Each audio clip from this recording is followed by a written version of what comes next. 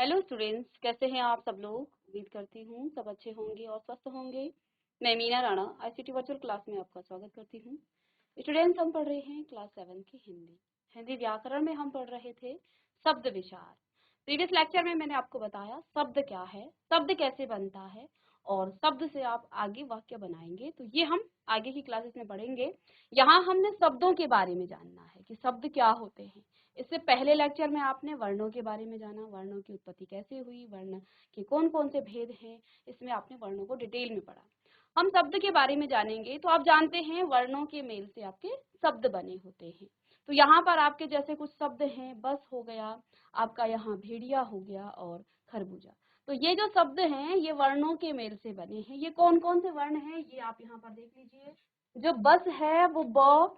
अब देखिए हर व्यंजन में अ का स्वर जुड़ा होता है। हर वो व्यंजन जो आप पढ़ते हैं जहां आपको मात्रा नहीं दिख रही है वहां पर अ का स्वर जुड़ा होता है, क्योंकि हमने कहा था ना जो व्यंजन है वो स्वर और व्यंजन के मेल से बना है। तो यहाँ पर देखिए जितने भी आपके पास क्या होंगे, शब्द होंगे या जो वर्ण होंगे उनमें अ की ध्वनि जुड़ी होगी। अगर मात्रा होगी तो फिर वो वाली स्वर हो जाएगा जिसकी भी मात्रा है।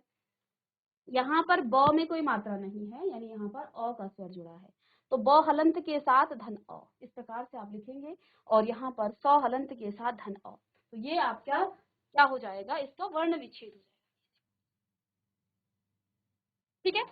अब भेड़िया देखिए, भ में देखिए एक ही मात्रा है। अब यहाँ अ का स्वर नहीं है बल्कि इसमें एक ही मात्रा जुड़ी है। तो यहाँ पर ए लिखेंगे आप, इसका वर्ण विच्छेद करते। यानी कि आप ये भेड़िए जो ये शब्द बने हैं ये इन वर्णों के मेल से बने हैं। र में आप फिर एक की मात्रा जुड़ी है तो आप ए लिख देंगे खोलते समय। ठीक है। और य आपका इसमें आ की मात्रा जुड़ी है तो यहाँ खोलते समय जब आप इसको वर्ण विच्छेद करेंगे तब आप इस प्रकार से लिखेंगे। तो ऐसे ही खरबूजा हो जाएगा। तो यहाँ पर एक छोटी सी परिभाषा लिखाई थी कि वर्णों के सार्थक मेल को हम शब्द कहते हैं।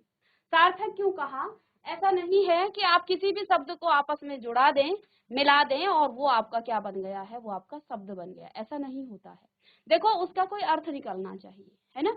इसी शब्द को आप खरबूजे को, यानी यहाँ पर मैंने उलट करके शब्दों को इधर उधर करके एक नया शब्द बनाया था, क्योंकि हम सिर्फ शब्दों का मेल कहें तो ये गलत हो जाएगा। क्योंकि शब्दों का मेल तो ये भी है, रख जाबू हमने कर दिया था तो ये कोई शब्द नहीं होता है। सार्थक होना चाहिए, उसका अर्थ निकलना चाहिए। ठीक है ना। तो ये आपने पढ़ा। साथ में हमने शब्दों के भेद किए थे, उत्पत्ति के आधार पर, बनावट के आधार पर और प्रयोग के आधार पर। तो शब्दों को 3 आधारों पर विभेदित किया गया है। 3 प्रकार के जो है उसकी 3 तरह से उसको हम भेद कर सकते हैं। कौन कौन से? सबसे पहले उत्पत्ति के आधार पर कि कोई शब्द कहाँ से उत्पत्ति उसकी हुई है। दूसरा बनावट के आधार पर, शब्द की बनावट कैसी है। तीसरा प्रयोग के आधार पर कि शब्दों को आप कहाँ कहाँ कैसे कैसे प्रयोग करते हैं। पहला आपने लिखा था उत्पत्ति के आधार पर। तो उत्पत्ति के आधार पर भी शब्दों के 4 भेद हमने किए थे। सबसे पहले तत्सम शब्द, तद्भव शब्द, विदेशी शब्द और देशज शब्द। ठीक है। तो ये हमने 4 भेद किए थे। तत्सम शब्द क्या होते हैं, कोई बता सकता है मुझे? प्रीवियस लेक्चर में बताया था मैंने आपको। ठीक है। चलिए, तो यहाँ पर हमने उत्पत्ति के आधार पर शब्दों के भेद किए हैं। पहला हमने प्रीवियस लेक्चर में आपको बताया तत्सम शब्द है, दूसरा आपका तद्भव शब्द है, तीसरा आपका देशज शब्द है और चौथा आपका विदेशी शब्द है। हमने तत्सम और तद्भव के बारे में प्रीवियस लेक्चर में बात की थी। तत्सम शब्द क्या होते हैं? जिन शब्दों को संस्कृत भाषा से लिया गया है और हिंदी भाषा में उनको ज्यों का त्यों प्रयोग किया जा रहा है, यानी कि उनमें कोई परिवर्तन नहीं किया गया है, तो वे आपके क्या कहलाते हैं? तत्सम शब्द कहलाते हैं। क्या कहेंगे? संस्कृत भाषा के वो शब्द जो हिंदी में ज्यों के त्यों प्रयोग किए जाते हैं, अर्थात बिना किसी परिवर्तन के प्रयोग किए जाते हैं, वे आपके क्या कहलाते हैं? तत्सम शब्द कहलाते हैं। जैसे आपका कर्ण है, ये संस्कृत भाषा का शब्द है और आपने कहीं कहीं देखा होगा हिंदी भाषा में भी कर्ण का प्रयोग किया जाता है। कर्ण यानी कान। दधी यानी दही, दधी का भी प्रयोग किया जाता है। दुग्ध यानी दूध, तो इसका भी प्रयोग किया जाता है। तो शब्दों को ज्यों का त्यों, संस्कृत भाषा के शब्द ज्यों के त्यों जब हिंदी में प्रयोग किए जाते हैं तो वो आपके तत्सम शब्द कहलाते हैं। चलिए, अब हमने यहाँ तद्भव शब्दों की बात की थी, संस्कृत भाषा के भी शब्द। अब देखिए कुछ शब्दों में हम क्या करते हैं, संस्कृत भाषा के ही ये भी शब्द हैं, लेकिन इनमें हम थोड़ी सी परिवर्तन कर देते हैं, अपना जो है इसमें थोड़ा सा हम चेंज कर देते हैं। जैसे दधी था तो हम यहाँ दही लिखेंगे, वहां कर्ण था यहाँ हम कान कर देंगे। तो हमने क्या किया, अपनी सुविधा के अनुसार इसमें जो है परिवर्तन किया गया है। तो ये जो है आपके तद्भव शब्द, यानी कि अब इनमें कुछ परिवर्तन हुआ है, तो ये आपके कहलाते हैं तद्भव शब्द कहलाते हैं। ठीक है, चलिए इसको भी आप लिख लेंगे जिन्होंने नहीं लिखा है। आगे हमने यहाँ पर छोड़ा था कि कुछ तत्सम और तद्भव जो शब्द हैं वो इस प्रकार से हैं। जैसे यहाँ पर देखिए कान हो गया, वहां हमने कर्ण लिखा, यहाँ कान है। वहां आपने क्या लिखा, दधी लिखा, यहाँ आप दही कह रहे हैं। वहां आपने दुग्ध लिखा तो यहाँ आप दूध कह रहे हैं। तो ये जो है इसमें थोड़ी सी परिवर्तन हुआ है। ये आपके किसके शब्द हैं, ये आपके तद्भव शब्द हैं। ठीक है, इसके बाद आपके कुछ तत्सम और तद्भव शब्द इस प्रकार से हैं। तत्सम जैसे सूर्य हो गया तो सूरज, स्वर्ण सोना, दधी यानी दही, हस्त यानी हाथ, ग्राम यानी गांव, रात्रि यानी रात। तो अब यहाँ यानी का मतलब तद्भव, उसमें परिवर्तन हुआ है। ठीक है ना, ये तो आपके संस्कृत भाषा के शब्द हैं, लेकिन इनको भी हम, आपने देखा होगा कई जगह आप सूर्य का प्रयोग करते हैं, स्वर्ण का प्रयोग करते हैं, दधी का करते हैं, हस्त का करते हैं, ग्राम करते हैं, रात्रि करते हैं। और वहां आपको हिंदी में देखिए नीचे जो है अर्थ भी बताया जाता है कि इसका मतलब ये है।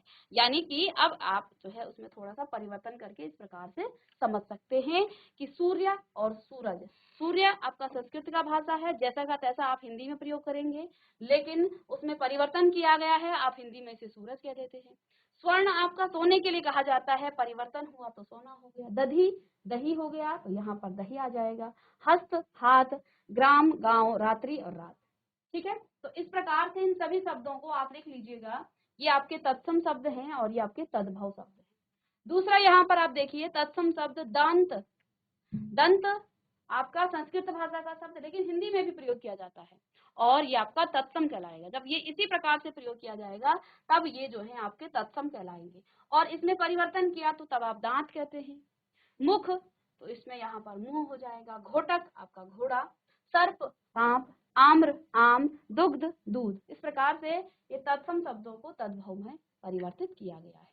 तत्सम शब्द यहाँ मयूर हो गया तो यहाँ पर मोर हो जाएगा। घृत यहाँ घी हो जाएगा, हमने परिवर्तन किया है इसमें, तो यहाँ घी हो जाएगा। कर्ण कान, सत्य सच, अग्नि आग, चंद्र चांद। तो इस प्रकार से ये आपके तत्सम और तद्भव शब्द हैं। सभी शब्दों को आप लिख लेंगे और इसके बाद हम आगे देशज शब्दों को पढ़ेंगे। चलिए तो डाउन करें इसे। चलिए, तो ये आपके थे तत्सम और तद्भव शब्द। अब आगे देखिए आपका उत्पत्ति के आधार पर, तो सबसे पहले तो दो आपके तत्सम और तद्भव हो गए, इसके बाद देशज और विदेशी शब्द। तो देशज शब्द अपने नाम से ही, उसके उच्चारण से ही पता चल रहा है, देशज। देशज का अर्थ होता है जो देश में उत्पन्न है। ठीक है, तत्सम और तद्भव तो आपके संस्कृत भाषा के ही शब्द हैं, जिनमें एक में परिवर्तन किया गया है तो दूसरे में परिवर्तन नहीं किया गया है। ठीक है ना, तो अब आते हैं देशज शब्द की हम बात करते हैं। देशज का अर्थ क्या होता है, देखिए देशज का मतलब हो जाता है देश में उत्पन्न। कुछ शब्द ऐसे हैं जो देश के भिन्न भिन्न क्षेत्रों की आम बोलचाल की भाषाओं से हिंदी में आ गए हैं। आप जानते हैं हमारा जो देश है इसमें अलग अलग प्रकार की भाषाएं बोली जाती हैं, और जिनमें 22 भाषाओं को संविधान में जो है उसमें स्थान मिला है, और अन्य भाषाएं भी जो है हमारे भारत देश में बोली जाती हैं। तो अब होता क्या है, इन अलग अलग क्षेत्रों से अलग अलग भाषा के कुछ शब्द जो हैं हमारी हिंदी भाषा में भी, इसमें जो है उन 22 भाषाओं में हिंदी भी आपकी एक भाषा है। ठीक है ना, तो उन अलग अलग जो आपकी बोलचाल की भाषा है, जो आमचाल विभिन्न क्षेत्रों में जो भाषाएं बोली जाती हैं, उन भाषाओं से जो है कुछ शब्द उठाए जाते हैं और उनको हिंदी में प्रयोग किया जाता है। तब ये जो शब्द हैं ये आपके देशज शब्द कहलाते हैं। जैसे आपका कुटिया हो गया, डिबिया हो गया, थैला हो गया, पगड़ी हो गया, अनेक शब्द हैं ऐसे जिनको आपने क्या किया है, अपनी क्षेत्रीय जो आपकी भाषा है उनकी भाषाओं के शब्द उठाए और हिंदी में वो आ गए और वहां पर इनका प्रयोग किया जाता है, तो ये कहलाते हैं आपके देशज शब्द। ठीक है, तो अब लिख लेंगे देशज शब्द क्या है, जिसका अर्थ है देश में उत्पन्न। तो हमारा देश जो है क्या है, विभिन्न भाषाएं हमारे भारत देश में बोली जाती हैं, जिनमें आपने भाषा, लिपि और व्याकरण में बहुत सारी चीजें आपने पढ़ी है वहां पर कि संविधान में आपके 22 भाषाओं को मान्यता प्राप्त है। साथ में अन्य कुछ क्षेत्रीय भाषाएं भी हैं जिनको जो है अभी तक संविधान में जगह नहीं मिली है, लेकिन अनेक भाषाएं बोली जाती है हमारे देश में। तो उन भाषाओं से जो है, उन क्षेत्रीय भाषाओं से या उन राज्य की जो भाषाएं हैं या क्षेत्र की जो भाषाएं हैं, उन भाषाओं से कुछ शब्द लिए गए हैं, हिंदी में उनको प्रयोग किया जाता है, वही आपके देशज शब्द कहलाते हैं। अब इसके बाद चौथा आ जाता है घ यहाँ पर विदेशी शब्द। तो देशज और विदेशी अपने नाम से ही वो बताते हैं। विदेशी यानी कि कुछ शब्द ऐसे होंगे जो विदेश से आए हैं और हिंदी भाषा में प्रयोग किए जा रहे हैं। सभी भाषाओं को देखिए, क्षेत्रीय भाषा भी हिंदी भाषा में आकर के वो जो आपके क्षेत्रीय भाषा के कुछ शब्दों की हम बात कर रहे हैं यहाँ पर, विदेशी भाषा के कुछ ऐसे शब्द हैं जिनको हम हिंदी में प्रयोग कर रहे हैं, तो वो आपके क्या कहलाते हैं, वो भी आपके विदेशी शब्द आपके कहलाते हैं। तो जो शब्द दूसरे देशों की भाषाओं से आकर हिंदी भाषा में घुल मिल गए हैं, यानी कि हिंदी भाषा में हम उसका प्रयोग करते हैं, वे आपके विदेशी शब्द कहलाते हैं। जैसे आपका डॉक्टर हो गया, रुमाल हो गया, अलमारी हो गया, आदि शब्द आपके क्या है, विदेशी शब्द है। चलिए इसको भी आप नोट डाउन कर लीजिएगा, देशज और विदेशी शब्द। देशज जिनका अर्थ है देश में उत्पन्न, हमारी क्षेत्रीय भाषाओं के कुछ शब्द हम हिंदी में प्रयोग कर लेते हैं, तो वो जो है आपके देशज शब्द कहलाते हैं। साथ में इसका उदाहरण भी लिख सकते हैं आप। विदेशी शब्द, जो विदेशी भाषाओं से जो है कुछ शब्द आकर के हिंदी में घुल मिल गए हैं, तो वे आपके क्या कहलाते हैं, विदेशी शब्द। जैसे आपका डॉक्टर हो गया, रुमाल हो गया, अलमारी हो गया, ये आपके विदेशी शब्द हैं। चलिए देखिएगा इसे। चलिए, तो ये था आपका उत्पत्ति के आधार पर शब्दों के भेद। तो हमने यहाँ पर उत्पत्ति के आधार पर शब्दों के भेद किए। पहला आपका तत्सम, फिर आपका तद्भव, देशज और विदेशी। तत्सम शब्द जो संस्कृत भाषा के कुछ शब्द हिंदी में जो है जैसे का तैसे, ज्यों का त्यों जो है वो क्या हो गए हैं, प्रयोग किए जाते हैं, तो वो आपके तत्सम कहलाते हैं। ऐसे ही तद्भव शब्द संस्कृत भाषा के कुछ ऐसे शब्द हैं जिनको आप हिंदी भाषा में प्रयोग करते हैं और उनमें थोड़ा सा परिवर्तन किया जाता है, वे आपके तद्भव शब्द कहलाते हैं। ठीक है। अब देशज शब्द क्या होता है, जो देश में ही उत्पन्न होते हैं, हमारे देश के हमारे विभिन्न क्षेत्रों में जो हमारी क्षेत्रीय भाषा है उनके कुछ शब्दों को हम हिंदी में प्रयोग कर लेते हैं, तो ये आपके देशज शब्द कहलाते हैं। और विदेशी नाम से ही पता चल रहा है कि विदेशी भाषा के जो है कुछ शब्द हिंदी में आकर के घुल मिल गए हैं, अर्थात उनको हिंदी में ज्यों का त्यों प्रयोग किया जाता है, तो तब जो है हम उसे विदेशी शब्द कहते हैं। अब दूसरा आधार है यहाँ बनावट के आधार पर, अर्थात शब्द की बनावट कैसी है उस आधार पर यहाँ पर हम इसका भेद करेंगे। तो आप हेडिंग डालिएगा, बनावट के आधार पर, शब्दों के भेद बनावट के आधार पर। चलिए लिखिएगा, बनावट के आधार पर शब्द के तीन भेद हैं, तीन प्रकार हैं या तीन भेद हैं। बनावट के आधार पर शब्दों के तीन भेद या तीन प्रकार हैं, लिख लेंगे सभी बच्चे। पहला है रूढ़ शब्द, दूसरा है यौगिक शब्द और योग रूढ़ शब्द। चलिए, रूढ़ शब्द, यौगिक शब्द और योग रूढ़ शब्द। चलिए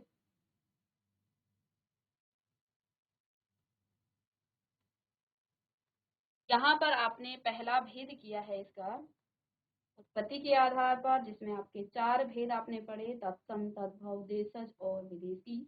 दूसरा आधार है बनावट के आधार पर, यानी किसी शब्द की बनावट कैसी है इसके आधार पर भी शब्द के तीन भेद हुए हैं, रूढ़ शब्द, यौगिक शब्द और योग रूढ़ शब्द। चलिए, पहला है यहाँ का रूढ़ शब्द। रूढ़ शब्द क्या होता है, जिन शब्दों के टुकड़े नहीं किए जा सकते हैं वे रूढ़ शब्द कहलाते हैं।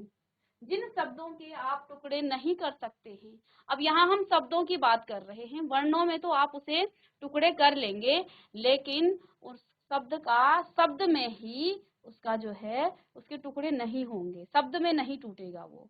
अब आप यहाँ कहेंगे, उदाहरण के लिए घर लिखा है, आप कहेंगे मैम आप तो कह रहे थे अभी इससे पहले कि घ को आप इस प्रकार से लिख सकते हैं और फिर आप अ लिखेंगे और फिर आप र लिखेंगे और फिर आप इस प्रकार से अ लिखेंगे, ये तो टूट गया है।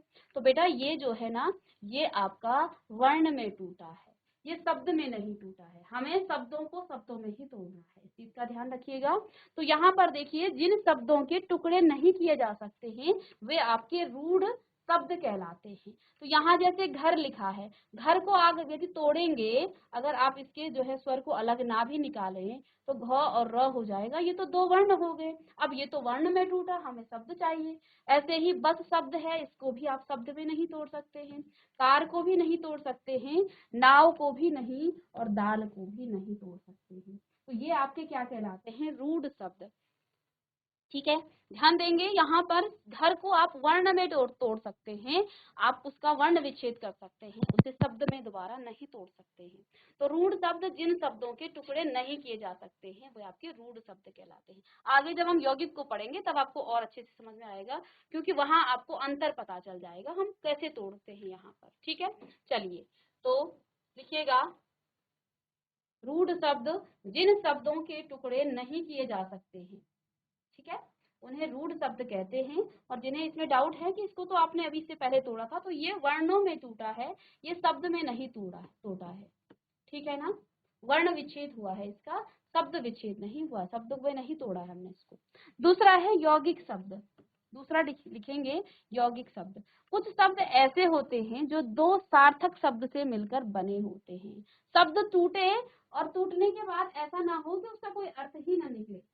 ठीक है, आपने एक बार के लिए तोड़ दिया कोई शब्द और उस तोड़ने के बाद उसका कोई अर्थ ना निकले, तो वो भी आपका यौगिक नहीं कहलाता है।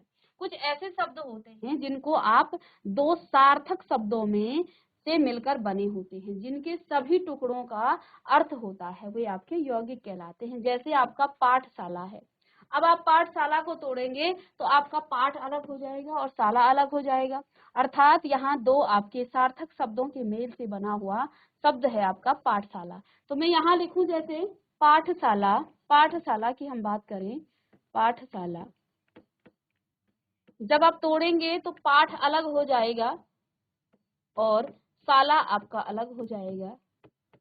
ठीक है, दोनों ही आपके सार्थक शब्द हैं और इन दोनों के मेल से आपका पाठशाला बना है, तो ये आपका यौगिक है। इसी प्रकार से रेल अलग कर देंगे और गाड़ी, तो रेल और गाड़ी से मिलकर रेलगाड़ी बना, तोड़ने पर रेल अलग हो जाएगा और गाड़ी आपकी अलग हो जाएगी, तो ये भी आपका यौगिक शब्द है, क्योंकि टूटने के बाद दो सार्थक शब्द यहाँ पर आपको मिल रहे हैं। रसोई और घर से मिलकर के आपका रसोई घर बना है, और तोड़ेंगे तो रसोई अलग हो जाएगा और घर अलग हो जाएगा। तो इस प्रकार से ये दो सार्थक शब्दों का मेल है, इसलिए ये यौगिक शब्द है। नील कमल, नील और कमल से मिल करके आपका नील कमल बना है, तो तोड़ने पर आपको ये दो सार्थक शब्द देगा, इसलिए यहाँ पर भी आपका ये यौगिक शब्द हो जाता है। आई होप कि सबको समझ में आया होगा। यौगिक जो दो सार्थक शब्दों के मेल से बना होता है वो आपका यौगिक शब्द कहलाते हैं। और रूढ़ शब्द जिनको आप तोड़ नहीं सकते हैं, कुछ शब्द ऐसे होंगे जिनको आप तोड़ेंगे, तोड़ सकेंगे, लेकिन सार्थक शब्द आपको नहीं मिलेंगे, तो वो आपका यौगिक रूढ़ ही होगा, क्योंकि वो दो सार्थक शब्द आपको नहीं दे रहा है। चलिए लिखिएगा इसे।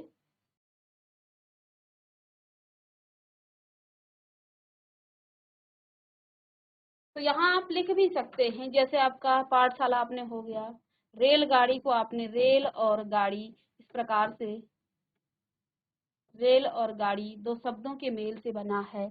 ऐसे ही रसोई और घर से मिलकर बना है आपका रसोई घर। इस प्रकार से आप लिख सकते हैं कि दो इस प्रकार के शब्द हैं जो कि दोनों ही सार्थक शब्द हैं और इनके मेल से आपके पास ये शब्द बने हैं। अब तीसरा यहाँ पर देखिए, ये जो गलत हो गया है इसको आप लिख लीजिएगा, योग रूढ़। यहाँ पर हमने तीसरे भेद की बात की थी, योग रूढ़,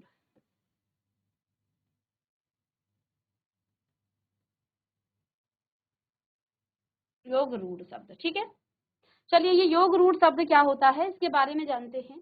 जो शब्द दो या दो से अधिक शब्दों के मेल से बनते हैं, चलिए ठीक है, दो या दो से अधिक शब्दों के मेल से बनते हैं ये, और किसी विशेष अर्थ में रूढ़ हो जाता है, यानी कि ये इसमें, क्योंकि देखो इसके शब्द में क्या आ रहा है, योग और रूढ़, यानी कि यौगिक भी बन रहा है, तो यौगिक से तो ये दो या दो से अधिक शब्दों का मेल बनेगा। साथ में यहाँ पर रूढ़ भी हुआ है। रूढ़ क्या करता है, रूढ़ का मतलब होता है जिसको आप तोड़ नहीं सकते हैं। तो ये क्या करेगा, देखो दो या दो से अधिक शब्दों के मेल से ये बना होगा, इसको आप तोड़ सकते हैं यौगिक की तरह, लेकिन किसी कोई विशेष अर्थ इसका निकलेगा, उसके बाद जो विशेष अर्थ निकलेगा उसको आप नहीं तोड़ सकते हैं, यानी कि वो आपका शब्द रूढ़ हो जाएगा। यहाँ से समझाते हैं उदाहरण से कि दशानन यहाँ पर एक शब्द है, इस दशानन शब्द को आपने बनाया है 10 और आनंद, दोनों के अर्थ हैं। 10 का मतलब 10 जानते हैं आप, आनंद का मतलब होता है मुख।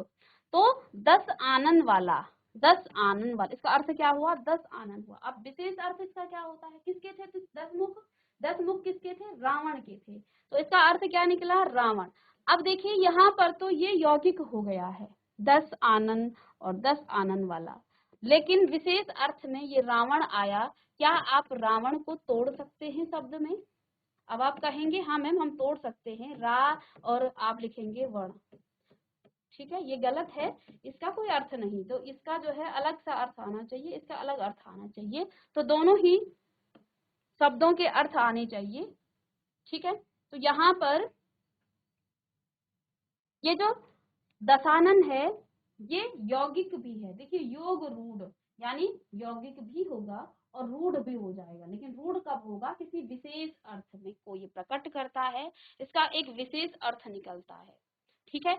तो इस प्रकार के शब्दों को आप क्या करेंगे, इस प्रकार के शब्दों को आप यौगिक में नहीं रखेंगे बल्कि इसे योग रूढ़ में रखेंगे, क्योंकि विशेष अर्थ इसका निकलता है। अगर इसका रावण अर्थ ना निकलता तो तब ये आपका यौगिक होता, ठीक है, लेकिन इसका तो रावण अर्थ निकलता है। अब देखिए पंग धन कज, पंकज, पंक का मतलब यहाँ कीचड़ है और जो का मतलब जन्म, तो कीचड़ में जन्म लेने वाला कौन है, कमल, ठीक है। अब इतना तो ये यौगिक का काम इसने किया, दो सार्थक शब्दों का मेल हुआ है, इसने यौगिक का काम किया, लेकिन जब इसका हम विशेष अर्थ निकालते हैं कमल, कमल आपका रूढ़ हो जाता है, कमल का कोई विशेष अर्थ जो है, यहाँ पर कमल को आप तोड़ नहीं सकते हैं, यानी कमल आपका रूढ़ हो गया है। ये जो शब्द हैं यहाँ पर ये यौगिक है, ये यौगिक है, इसलिए योग रूढ़ हुआ है, विशेष अर्थ में पंकज कमल निकला, इसलिए ये आपका योग रूढ़ शब्द है, इसको लिख लीजिएगा। चलिए